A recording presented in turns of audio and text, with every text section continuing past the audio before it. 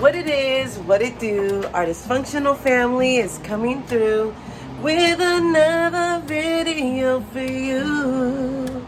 Yay, yay. Hey guys, welcome back to the channel. Hope you guys are doing good. We wanted to bring you along today to make our breakfast. So today on What's for Breakfast, we are making pork chops and scrambled eggs. So another thing, you guys, don't forget to like and subscribe to the channel, like the video, and we're trying to grow our Instagram family also. So right after you're done watching this video, go ahead and click on the link down below where it says Instagram, and go ahead and subscribe to our Instagram also. Okay. So we got Kaylani over here cracking the eggs for the scrambled eggs. Woo! One more.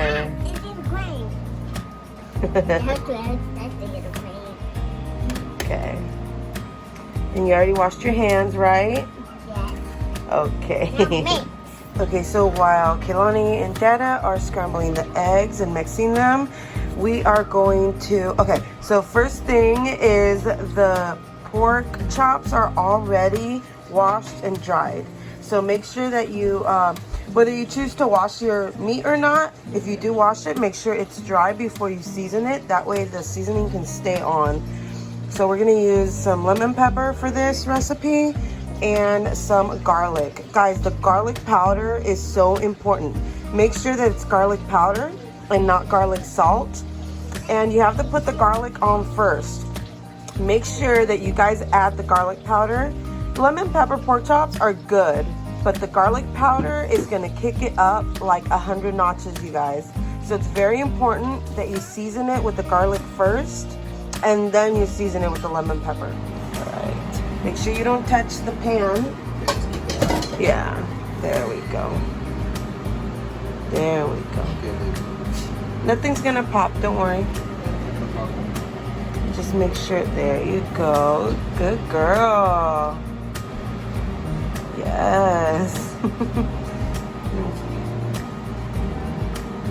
Just make sure you stay a safe distance like that, okay? And then you can let it rest a little bit. You can stop mixing. Okay, so this is my pile of already clean and dried pork, but I'm gonna do 6 chops at a time. So these are the ones I'm gonna do, and then I'm gonna start off with the garlic, like I said. So this is pretty much what it is. Okay, and then you just go in with the garlic. Be very generous, you guys. This is what brings the entire pork chop together. Like I said, lemon pepper pork chops, they're real good and everything, but the garlic is the magic. And I always have a hard time getting the seasoning to like come out. So what I do is I get my seasoning, and then I just pour a little bit into a bowl, and I do that. So I just come in and sprinkle generously. It really, really saves time, and it saves my arm. You're gonna flip them over.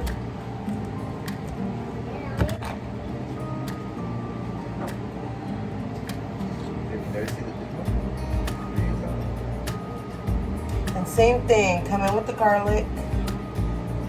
These pork chops are going to be flavorful pork chops.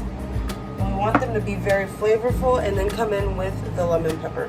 We want them to be flavorful because we are having them for breakfast, and we're pairing them with scrambled eggs.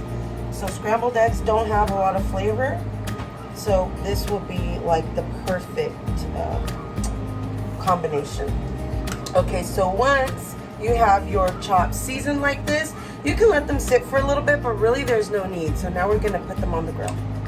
Just make sure that it's at the highest setting possible, and then that's when I put my meat on. And then look at Dada and Kaylani. They're making the scrambled eggs. Yes.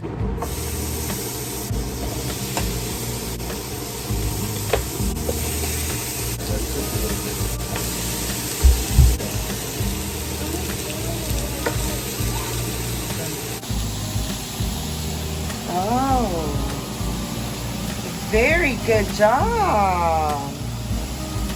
Thank you. Did you turn the fire off? Yeah, turn it off. Gotta turn off the fire. Other way. There you go. Good job. Good job. That's your masterpiece. Are you gonna taste it? And then you guys, pretty much the way that I like to cook any meat on the grill or griddle, whatever you're using, pan, grill, griddle, is I like to let it sit until it is almost cooked through, at least to the middle. And you can see on the edges, like for instance, you see here, it's starting to like look translucent and like it's cooking up. So what I do is I wait till about the translucent is a little higher and then I flip it. I don't like to flip my meat often. Like I feel like with meat, it's just like pancakes. It should just be flipped over one time. Comment down below what your tips and tricks for making your pork chops are. I would love to hear from you guys and to get ideas. Season these and get these pork chops all nice and seasoned and ready to go. Comment down below what seasonings you guys use to season your pork chops. I've been wanting to try a few, but from the ones I've tried lately, this combination is probably my favorite right now. We've done just regular seasoning. We've done like a rosemary. We've done a few of them, but I think when we did this combination, you guys, it was just like, oh my goodness, like it just brought out all the flavors.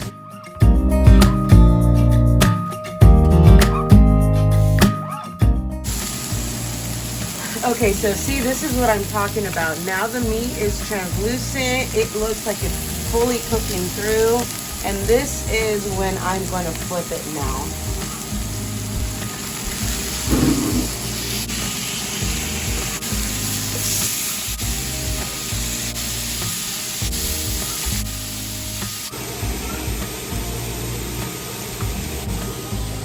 Okay guys, so now that I've got round 2 on the griddle, I'm going to make myself some coffee and talk to you a little bit while I wait.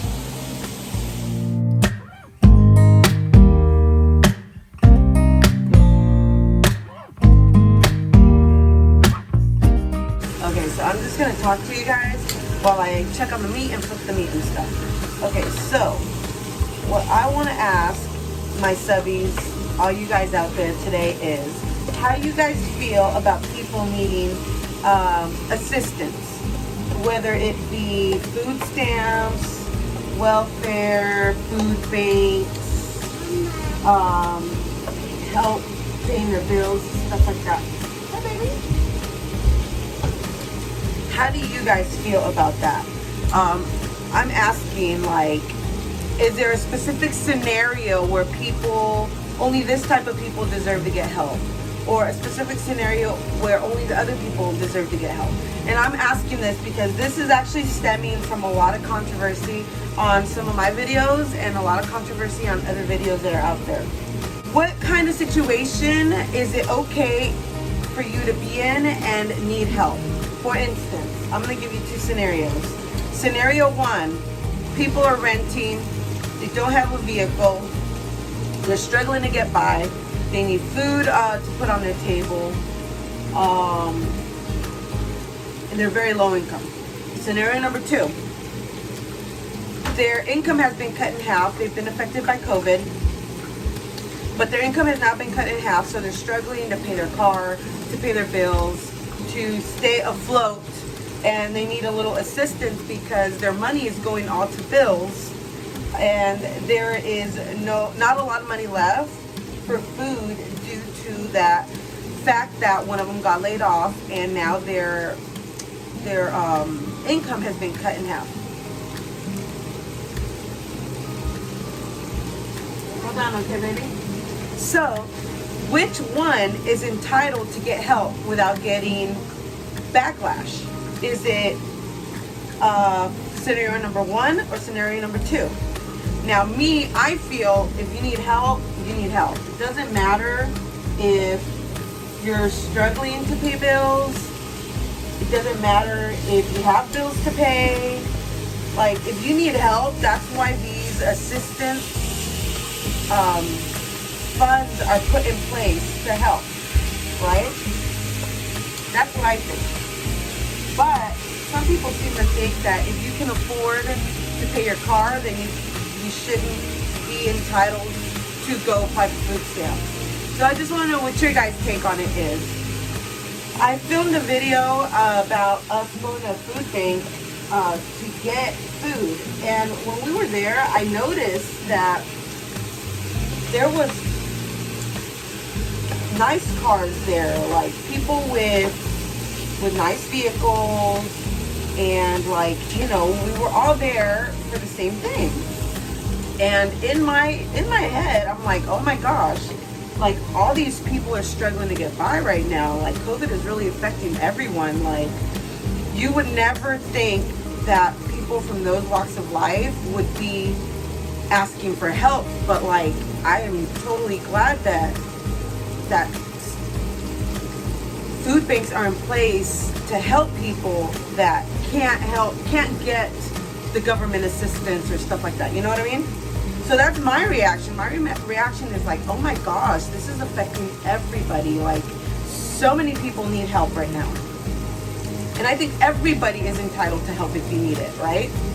But then I started getting comments about like, you know, I'm glamorizing being poor, and it's not a joke, and blah, blah, blah. And I don't take offense to it, honestly.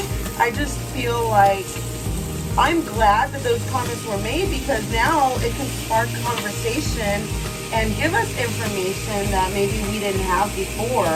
Like, not, you know, you feel me? You see what I'm trying to say?